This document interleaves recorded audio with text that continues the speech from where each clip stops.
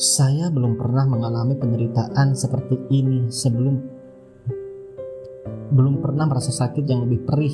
Ketika saya menjual tubuh saya kepada laki-laki, sakitnya jauh lebih ringan. Hanya khayalan saja, bukan kenyataan. Sebagai seorang pelacur, bukannya pribadi saya. Perasaan saya tidak timbul dari dalam diri saya. Perasaan itu bukan sebenarnya milik saya. Tak ada yang benar-benar dapat menyakiti hati saya dan membuat saya menderita seperti yang sekarang saya sedang alami.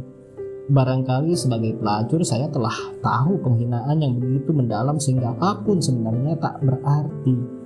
Bila jalanan telah menjadi kehidupan Anda tak akan mengharapkan sesuatu lagi, tak menginginkan apa-apa. Tetapi saya mengharapkan sesuatu dari cinta. Dengan cinta, saya mulai membayangkan bahwa saya menjadi seorang manusia. Ketika saya menjadi pelacur, saya tidak pernah memberikan sesuatu dengan cuma-cuma, tetapi selalu mengambil sesuatu sebagai imbalannya. Tetapi di dalam cinta, saya berikan tubuh dan jiwa saya, pikiran dan segala upaya yang dapat saya kumpulkan dengan cuma-cuma. Saya tidak pernah meminta sesuatu, memberikan segalanya yang saya miliki, menyerahkan diri sendiri, melepaskan semua senjata yang saya miliki, mengurangi semua pertahanan saya dan membuka raga saya. Tetapi ketika saya menjadi pelacur, saya mempertahankan diri saya, melawan kembali setiap saat, tidak pernah lengah untuk melindungi diri pribadi saya yang paling dalam dari serangan lelaki. Saya berikan hanya kulit luar saja. Saya menyimpan hati dan jiwa saya dan membiarkan tubuh saya memainkan peranannya. Peranan yang pasif, tak berdaya dan tak berperasaan. Saya belajar untuk melawan dengan cara bersikap pasif, untuk menjaga keutuhan diri tanpa memberikan apa-apa, untuk hidup dengan mengundurkan diri ke dunia yang saya miliki sendiri.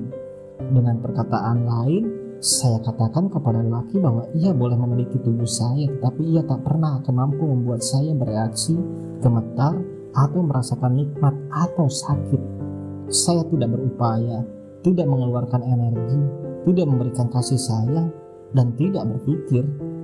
Oleh karena itu saya tidak pernah lelah atau kehabisan tenaga. Tetapi di dalam cinta saya memberikan segala kemampuan, upaya, perasaan, emosi saya yang paling dalam. Seperti seorang suci, saya berikan segala yang saya miliki tanpa memperhitungkan ongkosnya. Saya tidak minta apa-apa, kecuali mungkin hanya satu hal, untuk diamankan oleh cinta dari segalanya, untuk menemukan diri saya kembali, untuk mengenali diri sendiri yang telah hilang, untuk menjadi makhluk manusia yang tidak dilihat orang dengan caci makian atau dengan pandangan rendah, tetapi dihormati dan disukai dan dijadikan merasa utuh. Saya tidak ditakdirkan untuk mencapai apa yang saya harapkan. Bagaimana kerasnya pun saya berusaha, atau pengorbanan apapun telah saya berikan seperti orang yang berkhayal mempunyai maksud yang baik. Saya masih tetap seorang karyawati miskin yang tak berarti. Kebajikan saya seperti kebajikan semua orang yang miskin, tak pernah dapat dianggap suatu kualitas atau sebuah aset, tetapi malah dianggap bagai macam kedunguan atau cara berpikir tolol, untuk dipandang lebih rendah daripada kebejatan moral dan perbuatan jahat. Saatnya telah tiba bagi saya untuk melepaskan butiran yang terakhir dari kebajikan, tetesan terakhir dari kesucian di dalam darah saya. Kini saya telah sadar mengenai kenyataan, mengenai kebenaran. Kini saya telah tahu apa yang saya inginkan. Kini tak ada lagi ruangan bagi khayalan. Seorang pelacur yang sukses lebih baik daripada seorang suci yang sesat. Semua perempuan adalah korban penipuan. Lelaki memaksakan penipuan pada perempuan dan kemudian menghukum mereka karena telah tertipu, menindas mereka ke tingkat terbawah dan menghukum mereka karena telah jatuh begitu rendah, mengikat mereka dalam perkawinan dan menghukum mereka dengan kerja kasar sepanjang umur mereka, atau menghantam mereka dengan penghinaan atau dengan pukulan. Kini saya sadari bahwa yang paling sedikit diperdayakan dari semua perempuan adalah pelacur. Perkawinan adalah lembaga yang dibangun atas penderitaan yang paling kejam untuk kaum wanita. Tengah malam dan jalan-jalan sudah sepi. Angin sepoi-sepoi dengan lembutnya menghembus dari arah sungai Nil. Saya berjalan terus, menikmati kedamaian malam. Saya tidak lagi merasakan sakit. Segalanya di sekeliling saya seakan-akan mengisi saya dengan ketenangan. Hembusan angin yang sejuk mengelus wajah saya, jalanan yang kosong dan barisan jendela serta pintu-pintu yang tertutup. Perasaan karena ditolak oleh orang yang sekaligus mampu untuk menolaknya kembali. Pengasingan dari segalanya, malahan juga dari bumi, dari langit serta dari pepohonan. Saya seperti seorang perempuan yang sedang berjalan melalui suatu dunia yang memikat, dan ia tidak termasuk di dalamnya.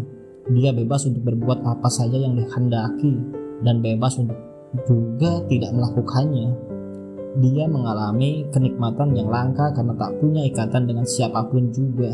Telah memutuskan ikatan dengan segala-galanya. Telah memotong semua hubungan dengan dunia di sekelilingnya. Karena telah bebas sama sekali dan menikmati kemerdekaan itu sepenuhnya.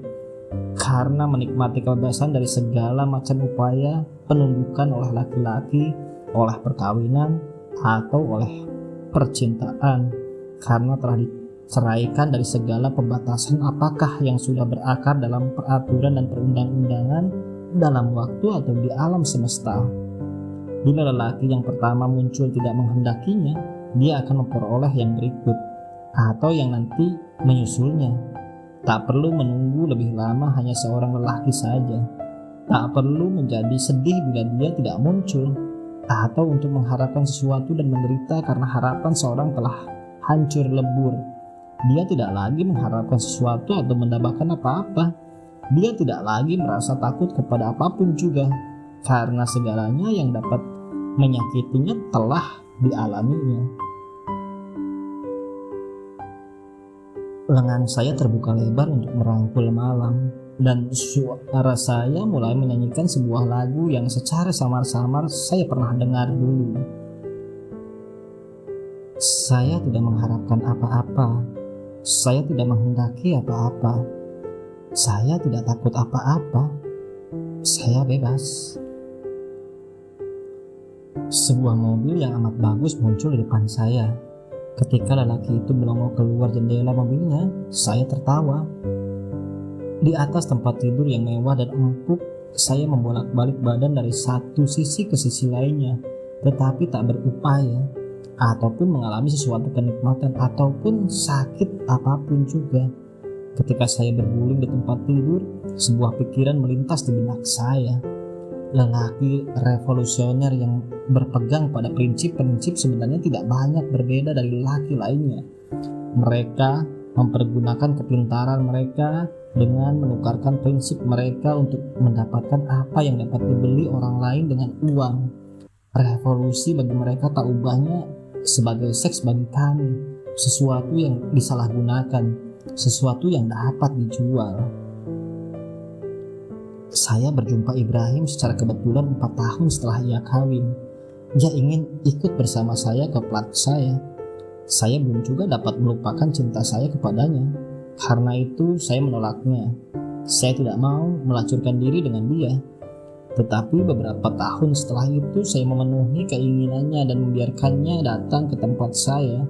Ia baru beranjak akan meninggalkan saya tanpa membuat isyarat yang memperlihatkan bahwa ia bermaksud membayar saya. Saya berkata, "Kau telah lupa untuk membayarku." Ia mengambil 10 pon dari dompetnya dengan tangan gemetaran dan memberikan kepada saya. "Hargaku tidak kurang dari 20 pon," saya jelaskan. Kemudian saya tambahkan, "Kadang-kadang malahan lebih." Tangannya mulai gemetaran lagi ketika ia mengeluarkan 10 pon lagi dari dompetnya. Saya menyadari bahwa ia memang tidak benar-benar mencintai saya, tetapi datang kepada saya tiap malam hanya karena dia tidak usah membayar. Saya menyadari kenyataan bahwa sebenarnya saya membenci lelaki, tetapi bertahun-tahun lamanya telah menyembunyikan rahasia ini dengan sangat hati-hati. Lelaki yang paling saya benci adalah mereka yang berusaha menasihati atau yang berkata kepada saya bahwa mereka ingin menyelamatkan saya dari kehidupan yang saya jalani. Biasanya saya lebih membencinya dari yang lain karena mereka berpikir bahwa mereka itu lebih baik daripada saya dan dapat menolong saya mengubah kehidupan saya. Mereka merasa diri sendiri dalam bermacam peranan pahlawan, sebuah peranan yang gagal mereka mainkan dalam keadaan-keadaan lainnya. Mereka ingin merasakan diri sebagai seorang yang mulia dan mengingatkan saya pada kenyataan bahwa saya adalah orang rendahan. Mereka sedang berkata kepada diri mereka sendiri, "Lihatlah betapa baiknya saya ini. Saya sedang berusaha untuk mengangkatnya keluar dari lumpur sebelum terlambat." Perempuan pelacur itu. Saya menolak untuk memberikan mereka kesempatan memainkan peranan mereka. Tak satu pun di antara mereka itu hadir untuk menyelamatkan saya ketika saya kawin dengan orang lelaki yang memukul dan menendang saya setiap hari. Dan tak satu pun dari mereka itu datang menolong saya ketika hati saya patah karena saya berani jatuh cinta. Hidup perempuan selalu sengsara. Seorang pelacur dalam pada itu nasibnya lebih baik. Saya telah sanggup meyakinkan diri sendiri bahwa saya telah memilih kehidupan ini atas kemauan sendiri. Kenyataan bahwa saya menolak usaha-usaha mereka yang mulia untuk menyelamatkan saya dari keyakinan untuk bertahan sebagai pelacur telah membuktikan kepada saya bahwa ini adalah pilihan saya dan bahwa saya memiliki sedikit kebebasan, paling tidak kebebasan untuk hidup dalam keadaan yang lebih baik daripada kehidupan perempuan lainnya. Seorang pelacur selalu mengatakan iya dan kemudian menyebutkan harganya. Bila ia mengatakan tidak, ia berhenti menjadi pelacur. Saya bukannya seorang pelacur dalam arti yang sepenuhnya. Maka sewaktu-waktu saya mengatakan tidak, sebagai hasilnya saya tetap naik. Seorang lelaki tidak tahan jika ia ditolak oleh seorang perempuan, karena jauh di dalam lubuk hatinya ia merasa hal itu merupakan sebuah penolakan terhadap dirinya sendiri. Tiada seorang pun yang tahan terhadap penolakan ganda tersebut. Maka tiap kali saya berkata tidak, lelaki itu akan mendesak sampai berapa tingginya pun harga saya naikkan, ia tetap tidak tahan ditolak oleh seorang perempuan. Saya telah menjadi seorang pelacur yang sangat sukses. Saya menerima bayaran yang paling mahal dan malahan orang-orang yang penting pun bersaing untuk disenangi oleh saya. Pada suatu hari seorang tokoh yang amat penting dari suatu negara asing mendengar tentang saya. Ia mengatur demikian rupa sehingga ia dapat melihat saya tanpa saya ketahui. Segera setelah itu ia memesan saya, tetapi saya menolak untuk datang. Saya tahu bahwa orang-orang politik yang berhasil tidak tahan menanggung kekalahan di depan saksi-saksi lainnya. Mungkin karena mereka selalu membawa kekalahan di dalam dirinya sendiri. Seorang manusia tidak dapat bertahan terhadap kekalahan ganda. Itu adalah rahasia dari upaya mereka yang bersinambungan untuk mendapatkan kekuasaan. Mereka mendapat suatu perasaan keunggulan dan kekuasaan mereka terhadap orang lain. Hal ini membuat mereka merasa menang daripada menderita kekalahan. Jadi tersembunyi kenyataan betapa kosongnya mereka itu dari dalam.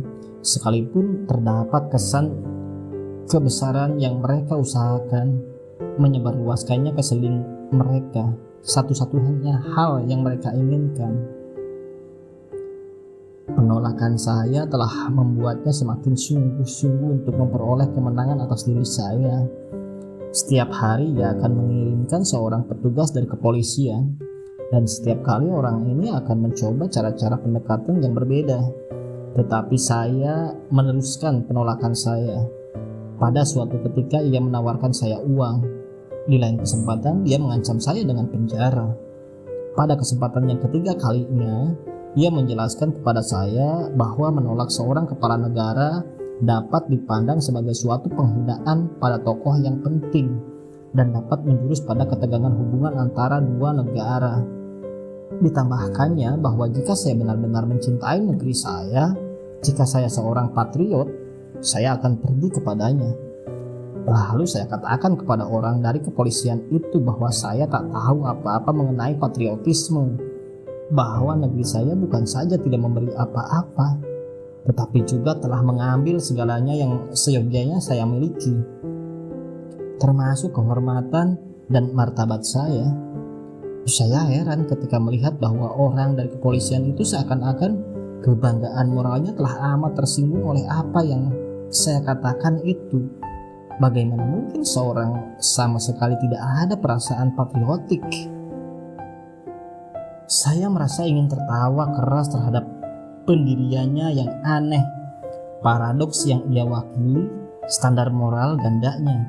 Dia ingin membawa seorang pelacur ke tempat tidur tokoh penting itu, seperti dilakukan setiap calo, tapi tetap bicara pada nada sok gengsi tentang patriotisme dan prinsip-prinsip moral. Tetapi saya menyadari bahwa orang dari kepolisian itu hanyalah penerima perintah, dan setiap perintah yang diberikan kepadanya telah dinilai sebagai tugas nasional yang bersifat suci. Apakah dia membawa saya ke penjara ataukah ke tempat tidur orang penting itu? Bagi dia sama saja. Di dalam kedua hal itu dia sedang memenuhi tugas nasional yang bersifat rahasia, di mana terkait soal tugas nasional, seorang pelacur dapat diberikan penghormatan tertinggi dan pembunuhan dapat menjadi suatu perbuatan yang heroik. Saya menolak untuk pergi ke lelaki macam ini. Tubuh saya adalah milik saya sendiri, tetapi tanpa negara kita dapat mereka miliki. Pada suatu peristiwa mereka memasukkan saya ke dalam penjara karena saya menampik salah seorang dari tokoh-tokoh penting itu. Lalu saya menyewa seorang pengacara yang sangat ternama dengan biaya yang amat besar. Tak lama kemudian saya dibebaskan dari segala tuduhan tanpa tuntutan. Pengadilan telah memutuskan bahwa saya seorang wanita yang terhormat. Kini saya telah belajar bahwa kehormatan memerlukan jumlah uang yang besar untuk membelanya, tetapi bahwa jumlah uang yang besar tidak dapat diperoleh tanpa kehilangan kehormatan seseorang. Sebuah lingkaran setan yang berputar-putar menyeret saya naik dan turun bersamanya.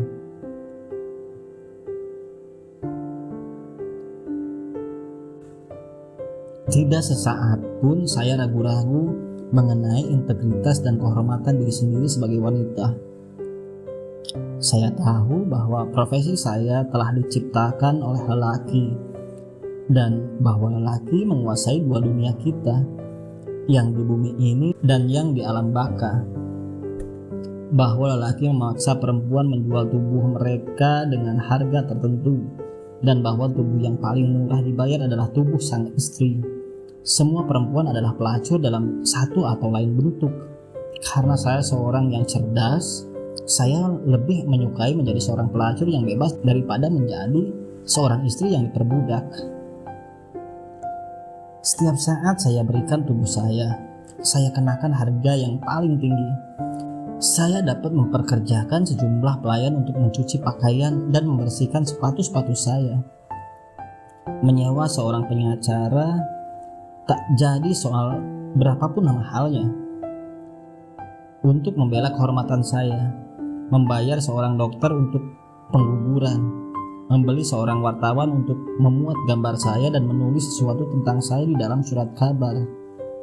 Setiap orang punya harga, dan setiap profesi dibayar gajinya.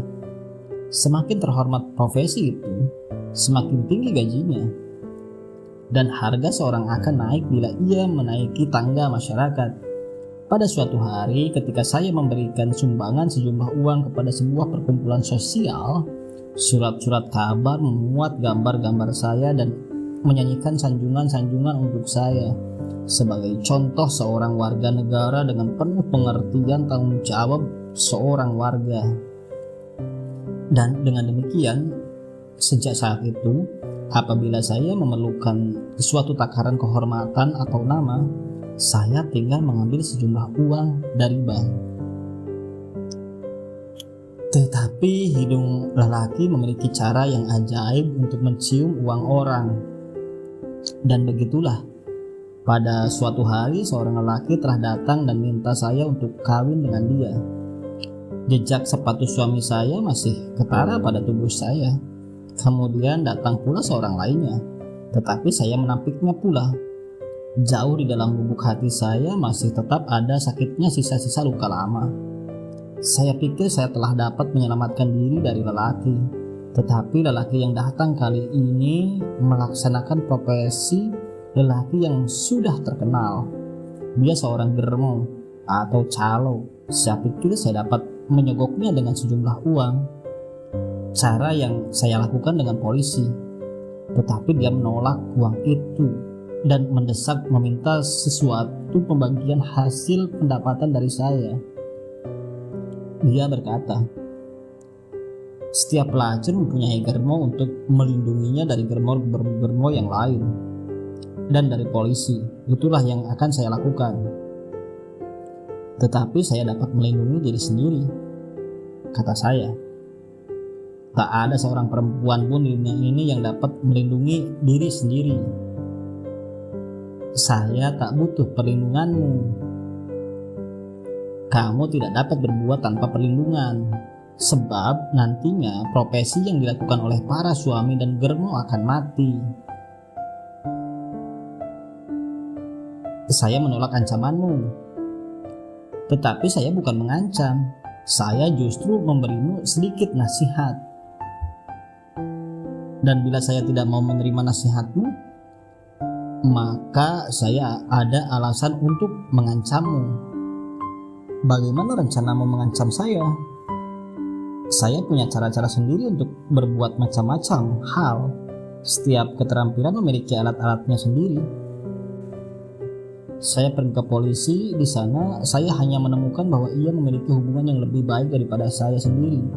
Kemudian saya mencari pertolongan lewat prosedur hukum. Saya dapati bahwa undang-undang menghukum perempuan macam saya, tetapi sebaliknya undang-undang tidak menghukum apa yang dikerjakan lelaki. Dan lelaki ini, germo ini yang bernama Marzo, tertawa besar ketika ia mengamati saya dari jauh, berupaya keras tanpa hasil mencari sesuatu jalan untuk melindungi dari ancamannya. Pada suatu hari ia melihat saya memasuki rumah, lalu ia mengikuti saya.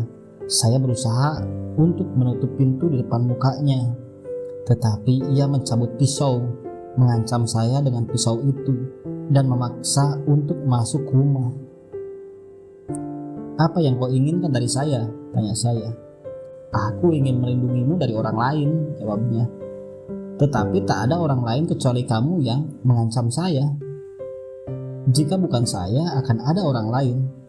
Germo-germo berkeliaran di mana-mana. Jika kau menghendaki saya kawin denganmu, dengan segala senang hati saya bersedia. Saya tidak melihat perlunya kawin dengan kamu. Sudah cukup jika kau mengambil bagian yang saya peroleh. Tubuh ini setidak-tidaknya tetap masih milik saya. Dia meneruskan seperti seorang pengusaha yang sukses. Saya mempunyai bisnis. Modal saya adalah tubuh perempuan, dan saya tidak mencampur adukan pekerjaan dengan cinta. Kau tahu sesuatu mengenai cinta? Apakah ada orang yang tidak tahu artinya cinta? Pernahkah kau jatuh cinta pada suatu saat atau lainnya? Aku pernah. Dan sekarang?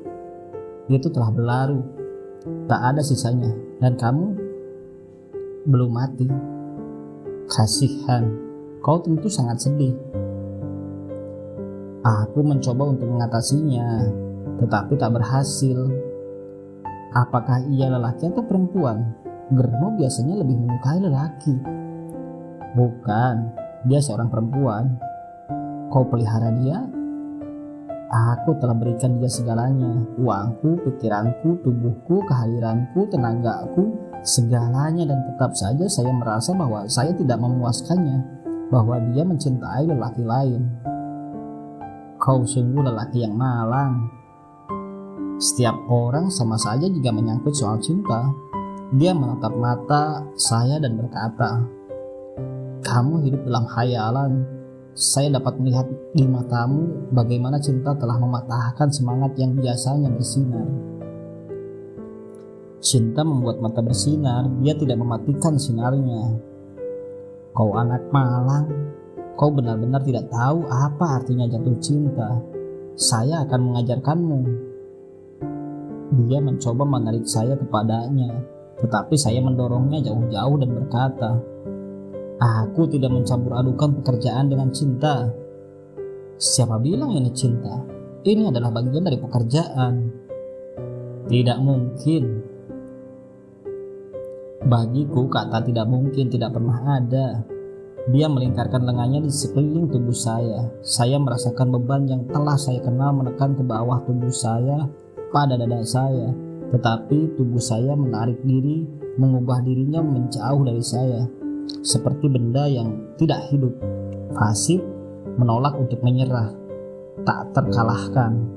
Kepasifanku adalah suatu bentuk perlawanan, suatu kemampuan yang aneh untuk tidak merasakan kenikmatan ataupun sakit, tidak membiarkan sehelai rambut pun di atas kepala atau pada tubuh saya untuk bergerak.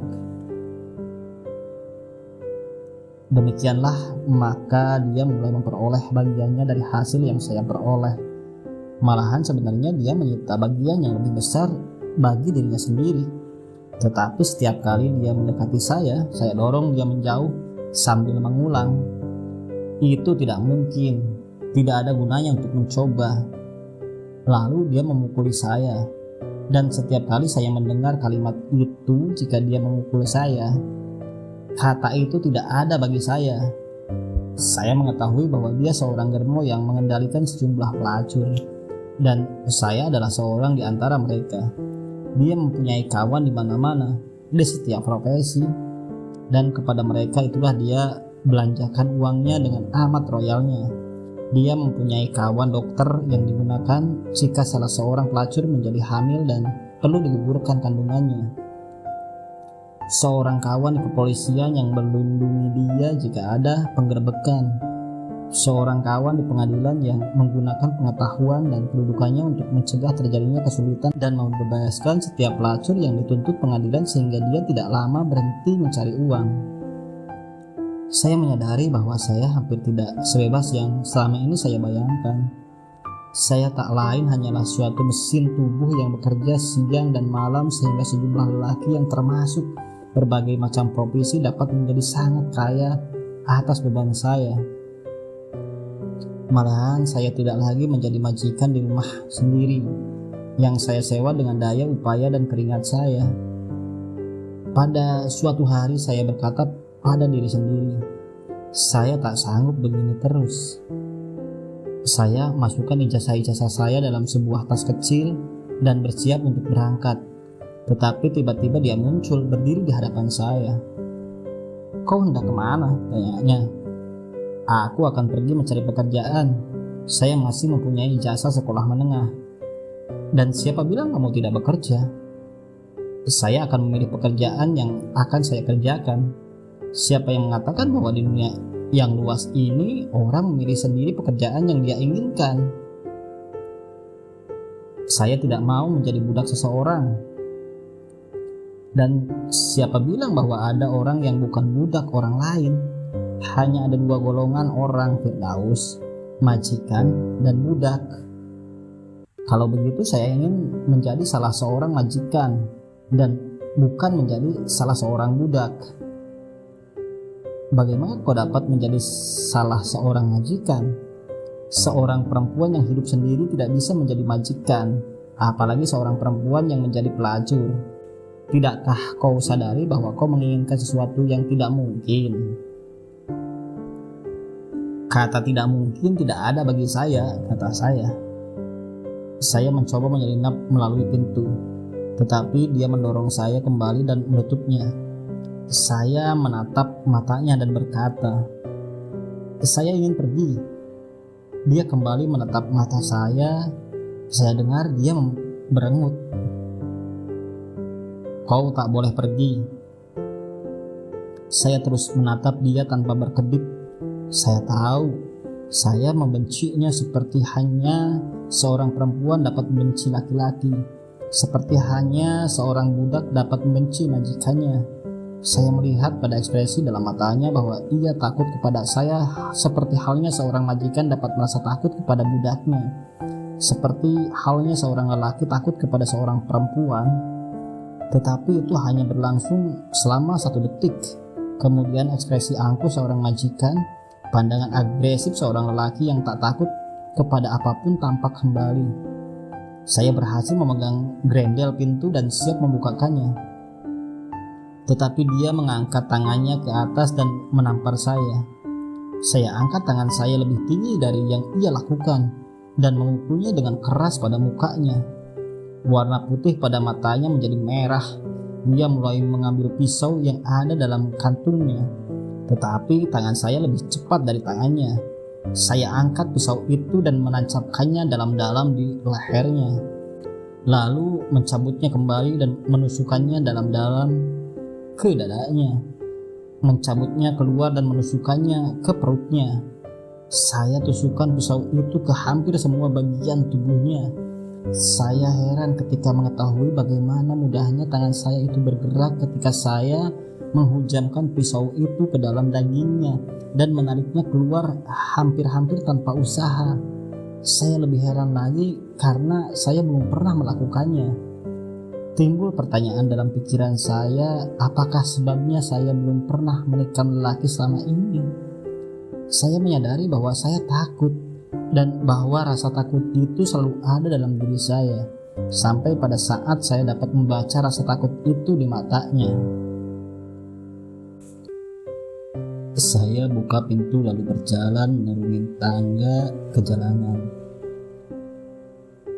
Tubuh saya ringan seperti dulu karena bebannya tidak lebih daripada penimbunan rasa takut dari tahun ke tahun. Malam sangat sunyi, kegelapan meliputi diri saya dengan perasaan heran. Seakan-akan cahaya itu hanyalah khayalan demi khayalan yang diturunkan seperti kerudung di depan mata saya. Sungai ini seperti memiliki sesuatu yang mempesonakan. Udaranya segar, menyegarkan. Saya berjalan di jalanan ketika kepala tegak memandang ke langit dengan kebanggaan seorang yang telah menghancurkan semua topeng untuk mengungkapkan apa yang terselubung di belakangnya. Langkah-langkah kaki saya memecah kesunyian dengan bunyi langkahnya yang berirama di atas aspal. Langkah-langkah itu tak cepat seperti jika saya sedang bergegas melarikan diri dari sesuatu yang menakutkan. Juga tidak lamban. Langkah-langkah itu adalah langkah-langkah seorang perempuan yang memakai sepasang sepatu yang mahal. Dengan hak yang tinggi, kakinya membentuk lekukan yang feminin. Terus ke atas menjadi kaki-kaki yang molek, dengan kulit yang licin, halus dan tidak berambut sehelai pun. Tak seorang pun dapat mengenali saya dengan mudah.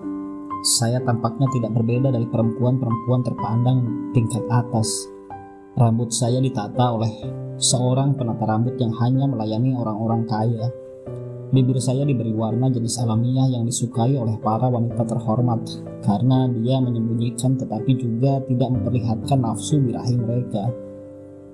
Mata saya dilukis dengan garis-garis yang sempurna untuk memberi kesan yang merangsang penuh rayuan atau suatu daya tarik yang provokatif. Saya tampak tidak berbeda dari seorang istri pejabat negara berkedudukan tinggi, tetapi langkah-langkah penuh kepercayaan pada diri sendiri dan yang tegap itu yang memantulkan suara di aspal membuktikan bahwa saya bukan istri seseorang. Saya melintasi sejumlah lelaki anggota angkatan kepolisian, tetapi tak seorang pun dari mereka itu menyadari siapa saya. Barangkali mereka pikir saya adalah seorang putri atau ratu, atau seorang dewi. Sebab siapa pula orangnya yang mengangkat kepalanya sebegitu tinggi ketika sedang berjalan, dan siapa pula orangnya yang langkah-langkah kakinya dapat memantulkan suara dengan cara ini bila menyentuh lantai. Mereka mengamati saya ketika saya lewat, dan saya tetap mengangkat tinggi kepala saya seperti tantangan bagi mata mereka yang kehausan. Saya bergerak terus dengan tenang seperti es. Langkah-langkah saya terdengar berbunyi mantap Saya tahu bahwa mereka berdiri di sana sambil menunggu perempuan macam saya kesandung, sehingga mereka dapat menuduknya bersama-sama seperti burung pemangsa. Di sudut jalan saya melihat sebuah mobil mewah dengan kepala seorang lelaki keluar dari jendelanya, dengan lidah yang hampir tergantung keluar dari mulutnya. Dia membuka pintu mobil dan berkata, "Mari ikut bersama saya." Saya bertahan dan berkata, "Tidak, saya akan bayar berapapun yang kau minta." "Tidak," saya ulangi lagi. "Percayalah kepadaku, saya akan membayarmu berapa saja kau minta. Kau tidak dapat membayar hargaku, terlalu tinggi. Saya dapat membayar harga berapapun juga. Saya seorang pangeran Arab, dan aku seorang putri. Saya akan membayar 1.000. "Tidak, 2.000 lah." Saya menatap matanya dalam-dalam. Saya dapat mengetahui bahwa ia adalah seorang pangeran atau dari keluarga kerajaan, karena ada rasa takut yang memantul dari lubuk hatinya. 3.000, kata saya. Saya terima. Di atas tempat tidur mewah yang lembut, saya menutup mata dan membiarkan tubuh saya melepaskan diri dari saya. Tubuh itu masih muda dan bersemangat, cukup kuat untuk bertahan, cukup bertenaga untuk melawan. Saya merasakan tubuhnya menindih dada saya. Berat karena usianya, bengkak dengan keringat yang tertahan, tubuh yang penuh dengan daging karena makan melebihi yang diperlukan. Di luar batas kekerakusannya. Dalam setiap gerakan, ia tetap mengulangi pertanyaan yang dulu. "Apakah kau merasa nikmat?" Saya memejamkan mata saya dan berkata, "Iya." Tetapi kali ia merasakan senang seperti orang dungu yang kesenangan, dan mengulangi pertanyaan tadi dengan napas terengah-engah, dan setiap kali saya berikan jawaban yang sama. "Ya." Dengan berlalunya waktu, kedunguannya bertambah. Dengan demikian, keyakinannya bahwa penegasan saya berulang-ulang tentang nikmat itu adalah benar. Setiap kali saya berkata, "Ya," dia berseri-seri, melihat saya seperti seorang tolol. Dan sejenak kemudian saya dapat merasakan beban tubuhnya semakin berat menindih. Badan saya lebih berat dari yang sebelumnya. Saya tak tahan lagi, dan ketika ia akan mengulangi pertanyaan yang dulu itu, saya membentak dengan marahnya, "Tidak." Ketika dia mengulurkan tangannya dengan uang, saya masih amat marah kepadanya. Saya rebut uang kertas dari tangannya dan mencabik-cabiknya menjadi serpihan-serpihan kecil dengan amat marahnya. Rasa uang kertas itu pada jari-jari saya sama dengan perasaan memegang piaster pertama yang pernah dijepit jari-jari itu. Gerakan tangan saya ketika mencabik uang sampai menjadi serpihan kecil-kecil itu. Mencabik pula cadar yang terakhir dari depan mata saya untuk membuka seluruh teka-teki yang membingungkan. Teka-teki sebenarnya dari kehidupan saya. Saya menemukan kembali kebenaran yang telah saya temukan sekian tahun yang lalu, sebelum ayah mengulurkan tangannya kepada saya dengan uang piaster pertama yang pernah ia berikan. Saya kembali pada uang kertas yang saya genggam dalam tangan, lalu dengan amarah berlipat ganda mencabik-cabik uang kertas yang tertinggal menjadi cabikan-cabikan kecil. Seakan-akan saya sedang menghancurkan semua uang yang pernah saya miliki. Piaster dari ayah, dari paman, semua piaster yang pernah saya kenal. Dan sekaligus menghancurkan semua lelaki yang pernah saya kenal. Satu demi satu berturut-turut. Paman dan ayah, Marjo, dia, Ibrahim, dan mencabik semuanya menjadi serpihan-serpihan satu demi satu. Membuang mereka untuk selamanya, membuang setiap bekas yang ditinggalkan piaster mereka di jari-jari saya, mencabik daging pada jari-jari saya sampai tertinggal tulangnya saja. meyakinkan bahwa tak ada satupun bekas peninggalan mereka itu yang akan tersisa. Matanya terbelalak dengan rasa heran ketika ia sedang mengamati saya menghancurkan segenggam uang kertas itu. Saya dengar dia berkata, "Kau memang benar seorang putri. Mengapa saya tak percaya sejak permulaan?"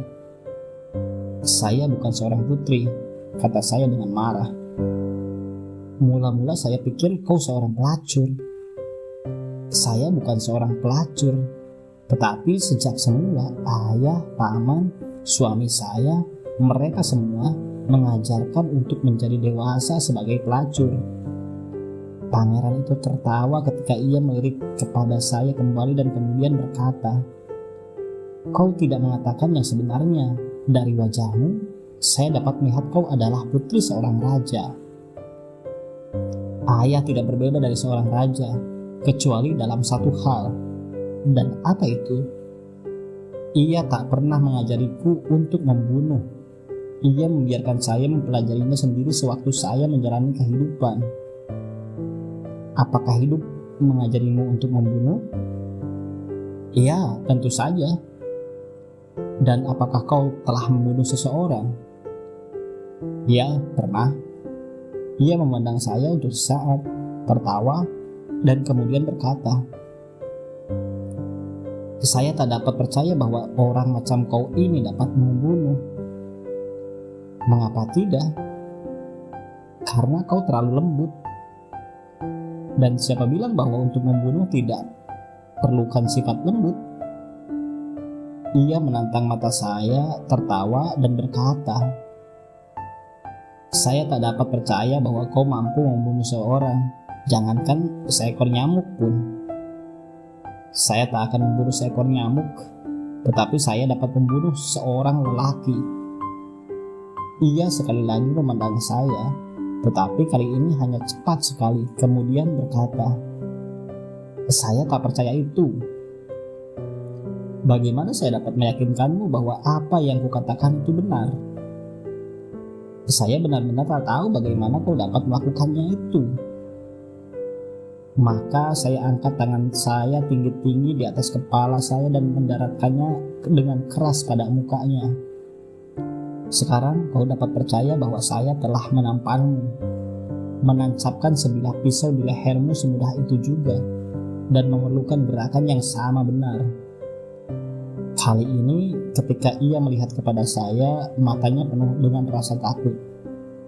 Saya berkata, "Barangkali sekarang kau akan percaya bahwa saya benar-benar mampu untuk membunuhmu, karena kau tidak lebih daripada seekor serangga, dan apa yang kau perbuat hanyalah menghabiskan uang beribu-ribu yang kau ambil dari rakyatmu yang mati kelaparan untuk diberikan kepada pelacur." Sebelum saya sempat mengangkat kembali tangan saya ke atas, ia berteriak dalam keadaan panik seperti seorang perempuan dalam kesulitan. Dia tidak berhenti berteriak sampai polisi tiba di tempat itu. Ia berkata kepada polisi, "Jangan biarkan dia bebas. Dia seorang penjahat, seorang pembunuh." Dan mereka bertanya kepada saya, apakah yang ia katakan itu benar. "Saya seorang pembunuh, tetapi saya tidak melakukan kejahatan seperti kalian. Saya hanya membunuh penjahat." "Tetapi ia seorang pangeran dan seorang pahlawan. Ia bukan penjahat."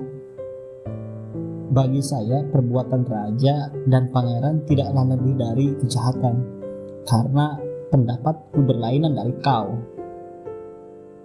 "Kau adalah seorang penjahat," kata mereka, "dan ibumu penjahat." "Ibuku bukan penjahat. Tak ada perempuan yang dapat menjadi penjahat. Untuk menjadi penjahat hanyalah lelaki." "Coba lihat, apa ini yang kau katakan?" "Saya mengatakan bahwa kamu semua adalah penjahat. Kamu semua, para ayah, paman, suami, kelmo, pengacara, dokter, wartawan, dan semua lelaki dari semua profesi." Mereka berkata, "Kau adalah perempuan yang liar dan berbahaya." Saya mengatakan yang sebenarnya. dan kebenaran itu adalah liar dan berbahaya. Mereka mengenakan borgol baja pada pergelangan tangan saya dan membawa saya ke penjara. Dalam penjara, mereka memasukkan saya ke dalam sebuah kamar yang pintu dan jendelanya selalu ditutup. Saya tahu apa sebabnya mereka itu begitu takutnya kepada saya. Sayalah satu-satunya perempuan yang telah membuka kedok mereka dan memperlihatkan muka kenyataan buruk mereka. Mereka menghukum saya sampai mati bukan karena saya telah membunuh seorang lelaki. Beribu-ribu orang yang dibunuh tiap hari, tetapi karena mereka takut untuk membiarkan saya hidup. Mereka tahu bahwa selama saya masih hidup, mereka tidak akan aman, bahwa saya akan membunuh mereka. Hidup saya berarti kematian mereka. Kematian saya berarti hidup mereka. Mereka ingin hidup, dan hidup bagi mereka berarti semakin banyak kejahatan, semakin banyak perampokan, perampasan yang tak terbatas.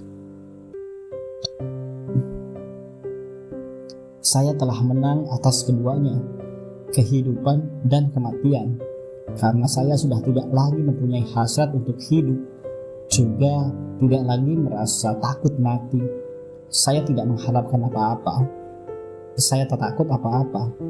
Karena selama hidup itu adalah keinginan, harapan, ketakutan kita yang memperbudak kita.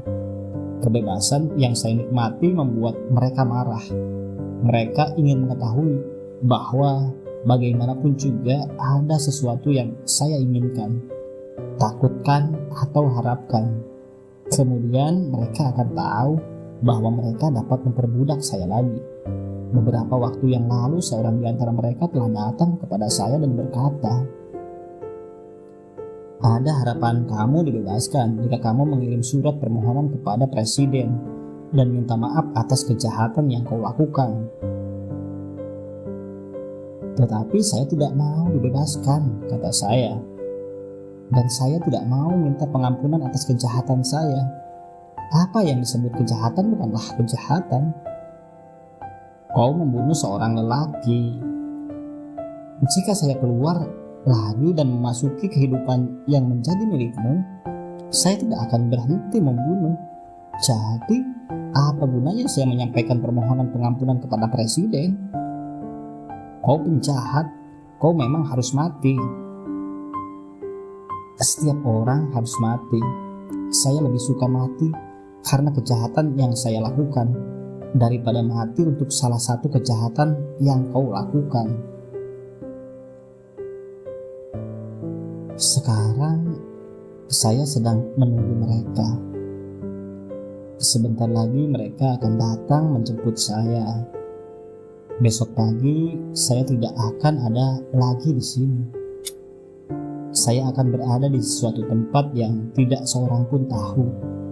Perjalanan ke tujuan yang tidak dikenal, ke suatu tempat yang tidak dikenal semua orang yang hidup di dunia ini.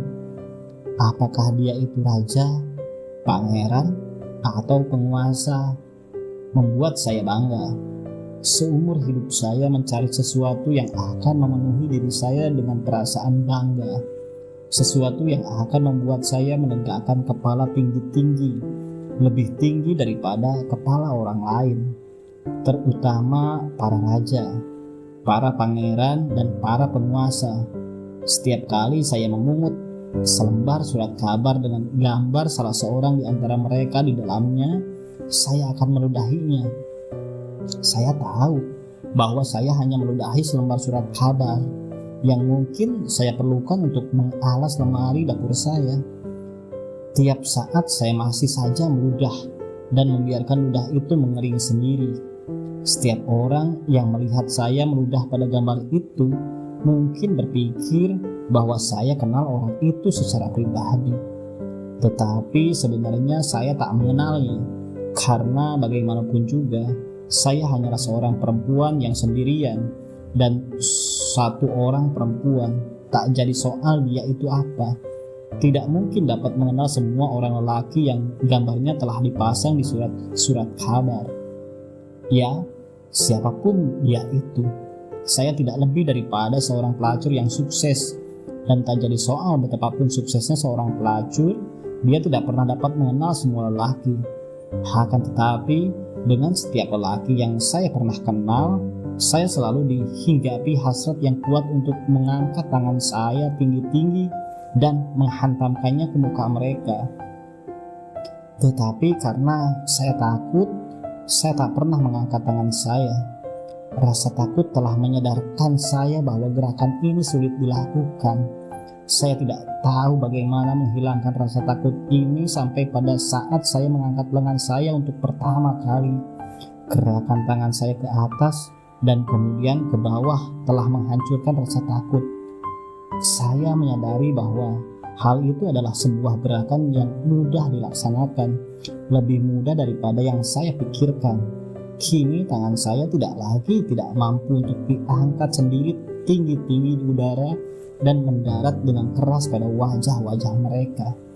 Gerakan tangan saya telah menjadi begitu mudahnya, dan segalanya di tangan saya dapat digerakkan dengan kemudahan yang alamiah. Apakah itu sebilah pisau yang saya hujamkan ke dalam dada orang dan mencabutnya kembali? Dia akan menembus masuk dan dicabut keluar dengan kemudahan alamiah, masuknya udara ke dalam paru-paru dan menghembus keluar lagi. Saya berkata yang sebenarnya tanpa suatu kesulitan apapun juga, sebab kebenaran itu selalu mudah dan sederhana, dan dalam kesederhanaan itu terletak kekuasaan yang ganas, karena jarang sekali orang dapat mencapai kebenaran primitif dan mengagumkan dari suatu kehidupan setelah bertahun-tahun penuh perjuangan. Karena memang jarang sekali orang tiba pada kebenaran hidup yang sederhana, tetapi menakutkan dan penuh kekuatan. Setelah hanya beberapa tahun, dan untuk sampai kepada kebenaran berarti bahwa seseorang tidak lagi merasa takut mati. Karena kematian dan kebenaran adalah sama dalam hal bahwa keduanya mensyaratkan keberanian yang besar bila seorang ingin menghadapi mereka. Dan kebenaran adalah seperti kematian dalam arti membunuh. Ketika saya membunuh, saya lakukan hal itu dengan kebenaran, bukan dengan sebilah pisau. Itulah yang menyebabkan mereka takut dan tergesa-gesa untuk melaksanakan hukumannya terhadap saya. Mereka tidak takut kepada pisau saya. Kebenaran saya itulah yang menakutkan mereka. Kebenaran yang menakutkan ini telah memberikan kepada saya kekuatan yang besar. Ia melindungi saya dari rasa takut mati atau takut kehidupan, rasa lapar atau ketelanjangan atau kehancuran. Adalah kebenaran yang menakutkan ini yang mencegah saya merasa takut kepada kekurang ajaran para penguasa dan para petugas kepolisian. Dengan mudahnya saya meludahi muka-muka dan kata-kata penuh kebohongan itu, meludahi surat-surat kabar penuh kebohongan itu.